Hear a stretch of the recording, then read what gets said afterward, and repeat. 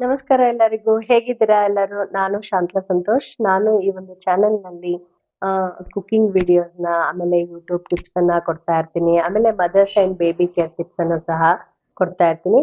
So ಅದರ ಜೊತೆಗೆ YouTube tips ಯಾಕೆ ಹೇಳ್ತಾ ಇದ್ದೀನಿ ಅಂತ ಹೇಳಿದ್ರೆ, ಹಲವಾರು ಜನ ಹೊಸದಾಗಿ ಯೂಟ್ಯೂಬನ್ನ ಸ್ಟಾರ್ಟ್ ಮಾಡಿರ್ತಾರೆ. ಅವ್ರಿಗೆ ಹಲವಾರು ಪ್ರಶ್ನೆ ಇರುತ್ತೆ. ಯೂಟ್ಯೂಬ್ ಚಾನೆಲ್ ಸ್ಟಾರ್ಟ್ ಮಾಡಿರೋರ್ಗೆ ಹೆಲ್ಪ್ ಆಗುತ್ತೆ ಅನ್ನೋದಕ್ಕೆ ಕೆಲವು ವಿಷಯಗಳನ್ನ ಅಂದ್ರೆ ಬೇಸಿಕ್ ಒಂದು ವಿಷಯಗಳನ್ನ ಈ ಒಂದು ಚಾನೆಲ್ ಮೂಲಕ ಅವ್ರಿಗೂನು ಸಹ ತಿಳಿಸ್ಕೊಡ್ಬೇಕು ಅನ್ಕೊಂಡಿದೀನಿ.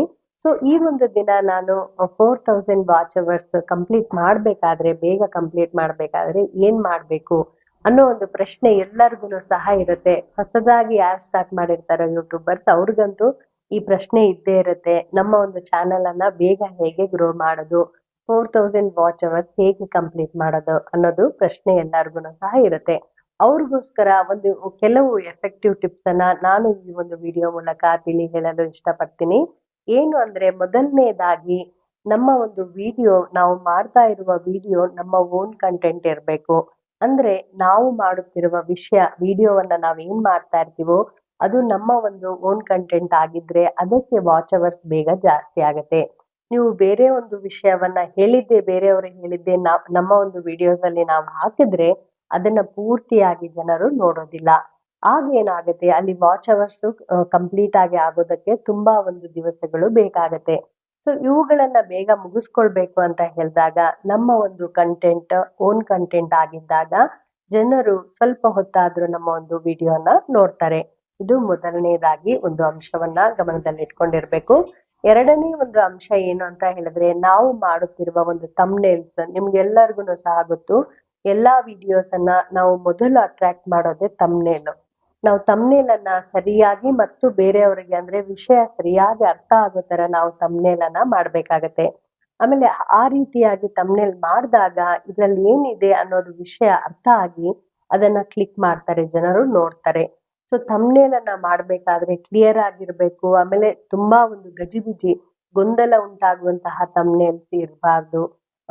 ಬೇರೆಯವರಿಗೆ ಬೇಗ ಅಟ್ರಾಕ್ಟ್ ಮಾಡುವಂತಹ ಥಂಬ್ನೇಲ್ಗಳನ್ನ ಹಾಕಿದ್ರೆ ಇದರಿಂದನೂ ಸಹ ಕ್ಲಿಕ್ ಮಾಡಿ ವಿಡಿಯೋನ ಪೂರ್ತಿಯಾಗಿ ನೋಡೋರು ಸಹ ಇರ್ತಾರೆ.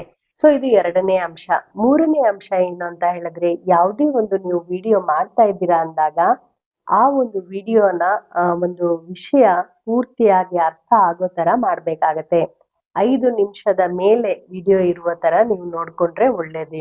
ಅಂದ್ರೆ ಕಡಿಮೆ ಸಮಯದ ಒಂದು ವಿಡಿಯೋನ ಮಾಡಿದಾಗ ಜನರು ಸ್ವಲ್ಪ ಹೊತ್ತು ನೋಡಿ ಬಿಡುವಂತಹ ಚಾನ್ಸಸ್ ಇರುತ್ತೆ. ಸೊ ಅದಕ್ಕೋಸ್ಕರ ನೀವು 5 ಮಿನಿಟ್ಸ್ ಮೇಲೆ ಮಾಡಿದ್ರು ಸಹ ಓಕೆ, ಅಥವಾ 5 ನಿಮಿಷ ಇದ್ದೇ ಇರಬೇಕು ವಿಡಿಯೋಸ್. ಸೊ ಆ ರೀತಿಯಾಗಿ ಸ್ವಲ್ಪ ಸಮಯವನ್ನ ನೀವು ಜಾಸ್ತಿ ಮಾಡಿದಾಗ ಇದರಿಂದನೂ ಸಹ ನಿಮ್ಮ ಒಂದು ವಾಚ್ ಅವರ್ಸ್ ಬೇಗ ಕಂಪ್ಲೀಟ್ ಆಗುವ ಒಂದು ಸಾಧ್ಯತೆಗಳು ಜಾಸ್ತಿ ಇರುತ್ತೆ. ಇದರ ಜೊತೆಗೆ ನಮ್ಮ ಒಂದು ಕನ್ಸಿಸ್ಟೆನ್ಸಿ, ವಿಡಿಯೋ ನಾವು ದಿನಾಲೂ ಹಾಕ್ತಾ ಇದೀವಾ ಅಥವಾ 3 ದಿನಕ್ಕೊಂದು ಹಾಕ್ತಾ ಇದೀವಾ ಅಥವಾ ವಾರಕ್ಕೊಂದು ಹಾಕ್ತಾ ಇದೀವಾ, ನಾವು ಯಾವಾಗ ವಿಡಿಯೋಸ್ ಅನ್ನ ಹಾಕ್ತಾ ಇದೀವೋ ಅದೇ ಒಂದು ಸಮಯಕ್ಕೆ ನಾವು ಕನ್ಸಿಸ್ಟೆನ್ಸಿಯನ್ನ ಮೇಂಟೈನ್ ಮಾಡಬೇಕು. ಕೆಲವೊಂದು ಸರಿ ಈ ಒಂದು ಸಮಯವನ್ನ, ಈ ಒಂದು ದಿನಗಳನ್ನು ಸಹ ಮೇಂಟೈನ್ ಮಾಡೋದಕ್ಕೆ ಆಗೋದಿಲ್ಲ.